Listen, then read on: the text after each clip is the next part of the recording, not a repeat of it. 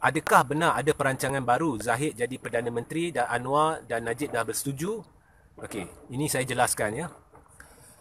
Zahid dan Najib terbukti telah menipu ahli-ahli parlimen. Mereka secara sulit telah memasuki satu perjanjian untuk bersetuju agar Anwar dicalonkan sebagai Perdana Menteri sekiranya Anwar boleh membawa sokongan PKR ya, dan di AP sebenarnya, setakat pemahaman saya, di AP amanah PKR semua untuk menyokong pembentukan satu kerajaan baru bersama PKR, Barisan Nasional dan sebagainya lah. Okay?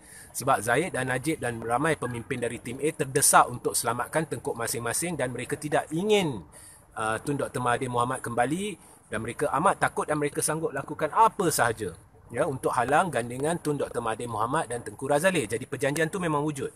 Dan benda ni saya bongkarkan dulu, orang selah, ada orang setuju, ada orang selah saya.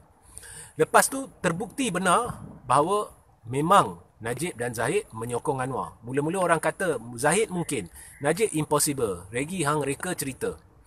Kemudian saya bongkarkan ada satu surat di mana Zahid dan Najib telah menandatangani satu surat secara rahsia menzahirkan sokongan satu UMNO seketul bagi Anwar menerusi penipuan, sebab ahli-ahli parlimen UMNO tidak diberitahu berkenaan perkara tu dan Majlis Kepimpinan Tertinggi UMNO tidak diberitahu perkara tu.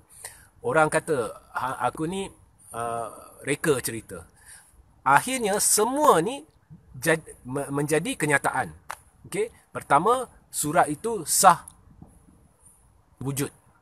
Zahid dan Najib secara rahsia telah menulis satu surat. Surat itu sampai ke istana di mana mereka menzahirkan sokongan UMNO seketul atau Barisan Nasional seketul ni kepada Anwar.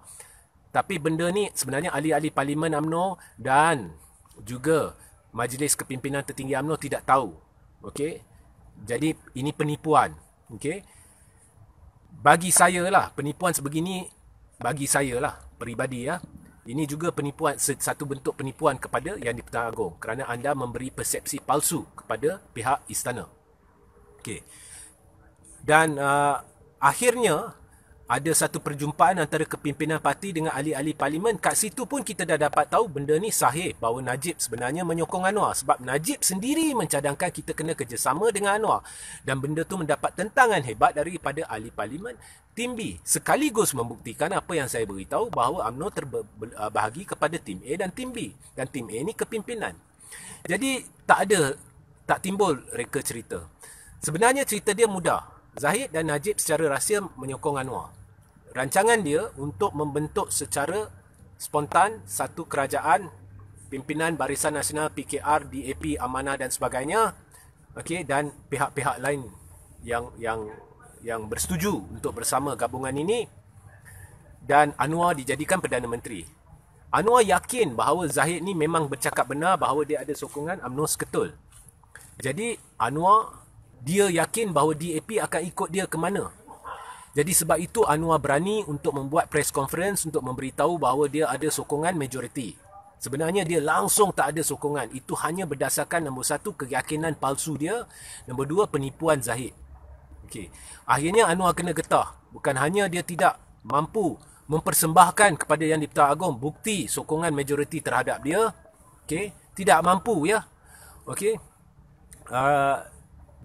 Semua ni membuktikan dua lagi perkara. Nombor satu, Anwar tidak, dari dulu sampai sekarang, tidak ada sokongan majoriti ahli parlimen. Jadi sahlah Anwar ni tak boleh, kita tolak tepi. Nombor dua, ia juga membuktikan bahawa Muhyiddin sebenarnya tidak mempunyai majoriti. Sebab memang ada ahli parlimen, walaupun sedikit. Tapi ahli parlimen UMNO dalam 9 hingga 11, lebih kurang 10 lah, yang menyokong Anwar sebagai calon Perdana Menteri. Jadi Muhyiddin sah hilang majoriti. Dan sebenarnya majoriti Muhyiddin amat teruk. Dan dia tidak pernah mengambil inisiatif untuk membuktikan sokongan majoriti dia. Malah dia menolak desakan agar dia undi tidak percaya dilakukan. Okey. Dan kita percaya, saya percaya bahawa inilah salah satu sebabnya dia nak darurat. Sebab dia takut. Dia tahu dia tidak ada majoriti, jadi dia nak darurat supaya benda ni boleh dielakkan, satu undi tidak percaya dan belanjawan tidak lulus dan sebagainya. Okey. So selepas kegagalan Anwar, Zahid dan Najib untuk menipu ahli-ahli parlimen ini, wujud satu perjanjian baru. Sebab saudara-saudari kena lihat, Anwar untuk rancangan ni berjaya, pihak-pihak yang dalam kepala otak Najib, Zahid dan Anwar adalah PKR, DAP, Amanah dan UMNO. Okey. Saya ulang, PKR, DAP, Amanah dan UMNO. Atau Barisan Nasional lah. Okey. Jadi Anwar yakin bila sampai masa macam mana pun dia akan pujuk dan dia akan desak Lim Guan Eng, DAP semua untuk bersetuju kerjasama dengan Najib dan Zahid dan sebagainya. Dia begitu yakin. Dia ni dah berpenyakit. Dia begitu yakin dia boleh. Dia tak sedar bahawa benda ni tidak akan jadi. DAP tidak akan ada persetujuan untuk kerjasama dengan Najib, Zahid dan sebagainya. Dan di dalam UMNO Tim B tidak akan ada persetujuan untuk kerjasama dengan Anwar dan sebagainya. Jadi benda ni tak mungkin terjadi. Tapi ini adalah perkumpulan orang terdesak. Dan perkumpulan orang terdesak, mereka akan cuba juga. Sebab mereka dah tahu mereka dah sampai ke penghujung jalan. Jadi mereka ada dua option. Sama ada mereka sementara mereka fikirkan cara nak gulingkan Muhyiddin, mereka cuba sokong Muhyiddin agar Muhyiddin tidak jatuh. Tapi mereka tetap merancang cara untuk gulingkan Muhyiddin sebelum Parlimen terbubar. Maknanya tanpa pembubaran Parlimen, kerajaan berubah. Dan benda ni jangan kata anda tak percaya, sebab Tim A dah lakukan sekali menerusi langkah Sheraton. Jadi terbukti mereka cenderung untuk lakukan perkara sebegini. Okey, so inilah perkumpulan yang mereka cuba satukan untuk bentuk kerajaan. DAP, PKR, Amanah dan UMNO seketul. Masalahnya, kalau Anwar dicalonkan jadi Perdana Menteri, dah terbukti menerusi langkah Anwar baru-baru ni, hampir majoriti dari UMNO, lebih dari 25 hingga 26 ahli parlimen tidak mungkin akan terima. Okey? Tetapi sebab itulah masuk plan B. Plan B adalah Anwar setuju Zahid jadi Perdana Menteri sekiranya kerajaan Muhyiddin, pimpinan Muhyiddin tumbang, dan apabila parlimen dibubarkan kelak, UMNO pula kena bersetuju bahawa Anwar dicalonkan jadi Perdana Menteri ke-10. Menerusi persetujuan ini, mereka berfikir walaupun susah tapi lebih senang sedikit sebab Zahid boleh cuba memujuk semua ahli parlimen UMNO. Kalau korang tak boleh terima Anwar, sekurang-kurangnya terima saya. Saya jadi Perdana Menteri. Anwar hanya timbalan. Mungkin majoriti atau semua ahli parlimen dari UMNO akan setuju. Okay. Anwar pula masih yakin bahawa dia boleh yakinkan Lim Guan Eng dan DAP, Amanah dan sebagainya untuk sokong Zahid sebagai Perdana Menteri. Saya dah beritahu dan saya ulang. Ini adalah rancangan orang terdesak tapi tak ada pilihan lain. Jadi mereka dah setuju. So, rancangannya sekarang, Zahid, sebab itulah sebenarnya, perkara ni tak pernah disebut. Sebab itulah sebenarnya Zahid akhirnya pergi ke Muhyiddin dan letakkan syarat bahawa dia nak jadi timbalan Perdana Menteri. Kemudian dia nak buang ahli-ahli, contohnya Hishamuddin daripada kabinet. Sebab dia nak kabinet tu, minister dia, deputy minister dia majoritinya dari Tim A.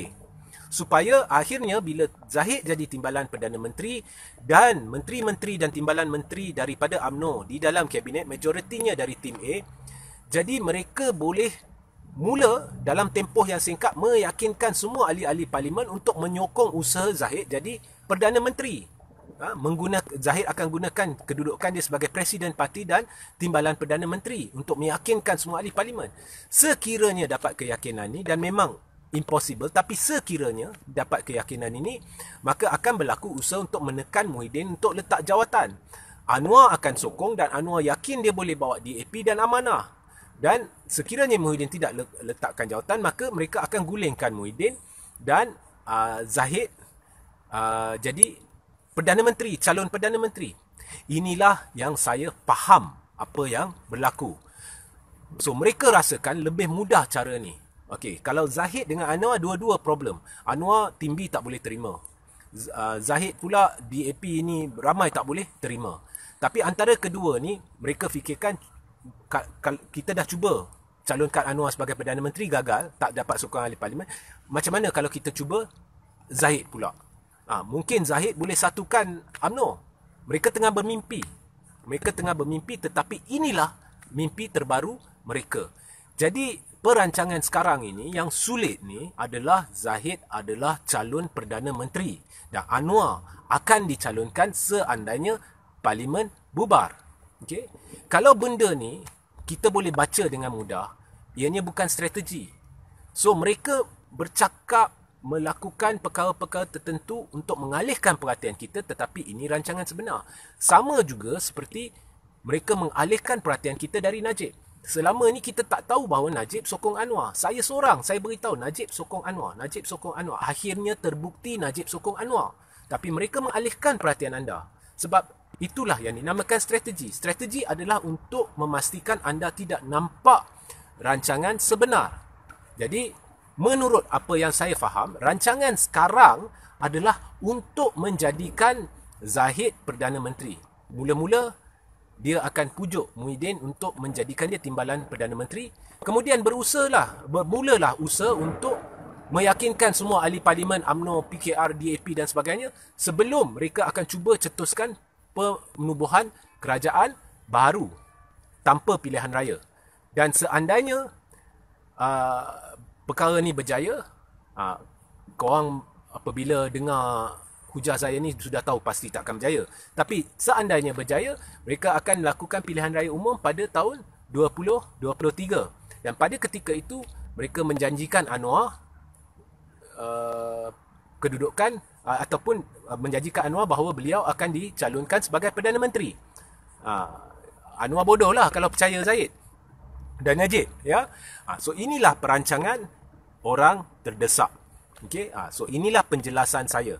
Nak terima, terima. Tak nak terima, tak apa. Tetapi selama ni saya betul dalam isu surat, dalam isu sokongan Najib terhadap Anwar, semuanya betul.